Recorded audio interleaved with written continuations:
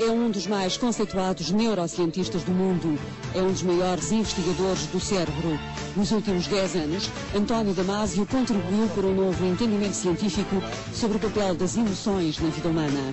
O seu trabalho tem tido um importante reconhecimento. Prémio Pessoa em 1992, Prémio Príncipe das Astúrias de Investigação Científica em 1995, centenas de artigos publicados, 3 best-sellers, O Erro de Descartes, O Sentimento de Si e Ao Encontro de Spinoza. Livros traduzidos em mais de 30 países, onde nos fala das emoções, da consciência e do sentimento. O que é que podemos fazer para controlar as nossas emoções? Até onde nos irão levar os avanços das neurociências? O que há de mais inspirador no estudo do cérebro? António Damasio formou-se em medicina em Lisboa, mas há mais de 30 anos que está radicado nos Estados Unidos. Atualmente dirige o Instituto do Cérebro e da Criatividade na Universidade de Los Angeles. De passagem por Lisboa, esteve numa grande entrevista onde respondeu a algumas das perguntas da vida.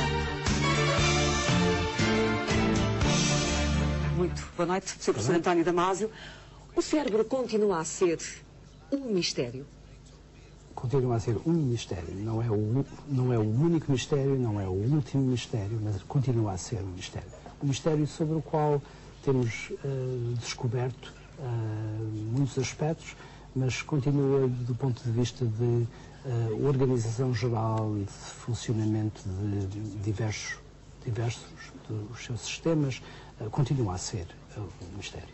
Qual é o ponto da sua investigação neste momento? O que é que o senhor e a sua equipa estão neste momento a investigar em concreto relativamente a estas matérias que têm a ver com o cérebro? Neste momento estamos a realizar uma espécie de sonho antigo, que é de nos concentrarmos naquilo que eu gosto de chamar o espaço social, social space, e que no fundo consiste em descobrir como é que certos sistemas cerebrais se ocupam das funções sociais mais diversas, como, por exemplo, o comportamento moral, as escolhas que fazemos no dia-a-dia, a maneira como fazemos decisões, a maneira como sistemas sociopolíticos funcionam, a maneira como, por exemplo, temos determinadas crenças, a maneira como a economia funciona e a maneira como funciona, por exemplo, a arte e as humanidades no sentido mais geral.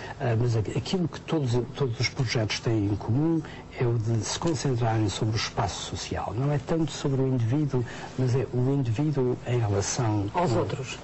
E a conclusões é que têm chegado? Às conclusões mais variadas.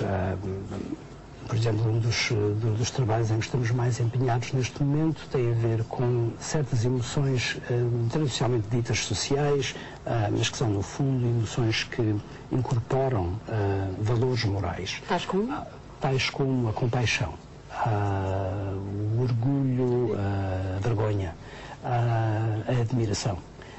São emoções extremamente curiosas porque, com exceção possível para a admiração, são emoções que não começam com os seres humanos. São emoções que têm precursores em espécies não humanas.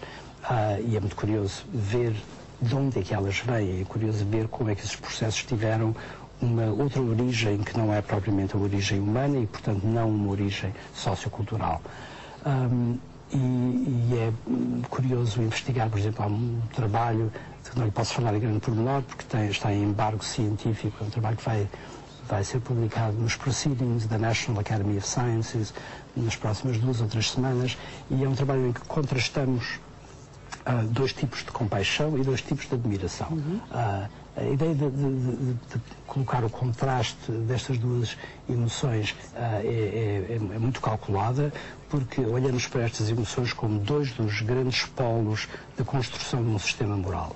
É evidente que quando o outro sofre, ter uma reação de compaixão é extremamente importante para o funcionamento de uma sociedade com cooperação, mas ao mesmo tempo, quando o outro faz qualquer coisa de admirável, é importante reagir positivamente, e é essa reação que nos dá a medida daquilo que deve ser recompensado, aquilo que devemos, de facto, aquilo que devemos tentar fazer. E isso vai levar a que nos nos passemos a olhar de forma diferente uns aos outros, até que ponto esses avanços científicos vão gerar uma maior proximidade entre as pessoas, individualmente falando e socialmente falando?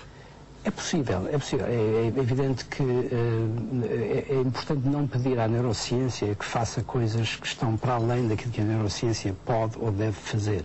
Mas é muito provável, por exemplo, quando descobrir, entre muitos resultados que vão sair agora em relação a este trabalho, quando for claro que emoções como estas têm uma raiz fisiológica muito profunda e que não têm de todo um começo numa espécie de verniz que teria sido aplicado ao cérebro pela cultura, pela educação, mas que tem em si uma raiz fisiológica que é tão profunda como a raiz, por exemplo, do medo, ou da tristeza, ou da alegria, é bem provável que as pessoas pensem duas vezes sobre o modo como estas emoções e o modo como estes princípios que vieram a ter tanta importância na construção de sistemas morais e de sistemas das leis, o modo como eles estão radicados na biologia. E isso é qualquer coisa de facto de muito importante. Só para lhe dar um exemplo, quando uma emoção como a admiração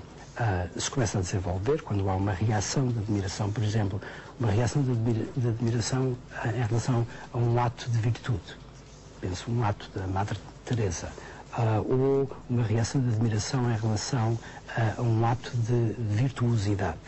Por exemplo, uma grande performance de um grande executante musical. E isso é qualquer coisa de muito profundo, no sentido literal, fisiológico, mas também profundo nas implicações que tem para compreendermos um pouco quais são as origens do nosso próprio comportamento.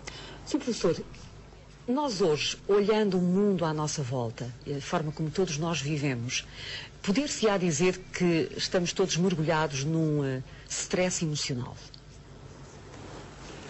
Sim, é perfeitamente possível dizer isso. Repara, há um aceleramento da vida diária que é notável, é um aceleramento que tem a ver com todas as coisas que nós fazemos no dia-a-dia em matéria de rapidez de transportes. Por exemplo, o espaço urbano é um bom exemplo de uma vida com stress. É impossível estar num espaço urbano grande, como por exemplo Lisboa, ou Nova Iorque, ou Los Angeles, sem sentir esse stress. O stress que é causado pelo trânsito, pelas paragens, pelos atrasos e pela noção que temos de que é preciso fazer muitas coisas durante um dia e que não há possibilidade de esperar. Poderia-se esperar há 100 anos, mas agora já não é possível. E há um outro problema, que esse é um problema mais grave, é um problema que o nosso trabalho agora se está a dirigir. É um problema que tem a ver com a diferença de velocidade que o nosso cérebro cognitivo tem e a diferença de velocidade do cérebro emocional. Qual é a diferença? É muito simples. O cérebro emocional é um cérebro lento. O cérebro emocional é um cérebro que vem de há milhões de anos. É um cérebro que tem certas características de sistema neuronal, de mediadores químicos e que funciona numa escala relativamente lenta. É uma escala de segundos, por vezes de minutos. O cérebro cognitivo funciona numa escala de centenas de milissegundos. Muito, muito rápido. Portanto, é perfeitamente possível para nós aprendermos muito rapidamente uma quantidade de factos, recolhermos uma quantidade de imagens e lembrarmos delas, manipularmos essas imagens de uma forma inteligente e, ao mesmo tempo, as emoções que deveriam ter sido disparadas em relação a certos factos, em relação a certos acontecimentos, não conseguem ser disparadas porque não há tempo. Portanto, estamos a fazer uma separação, um divórcio completo entre estes dois cérebros, que esse sim pode ser muito perigoso. Portanto, há um... Qual é o perigo? O perigo é, por exemplo, de ver, por exemplo, uma imagem, suponha uma imagem que lhe deva causar horror, de um desastre, de qualquer coisa que corra muito mal a uma pessoa, e que está a ver, por exemplo, no telenotícias. E suponho que o corte, que é aquilo que vai acontecer, com grande probabilidade, vai ser muito rápido,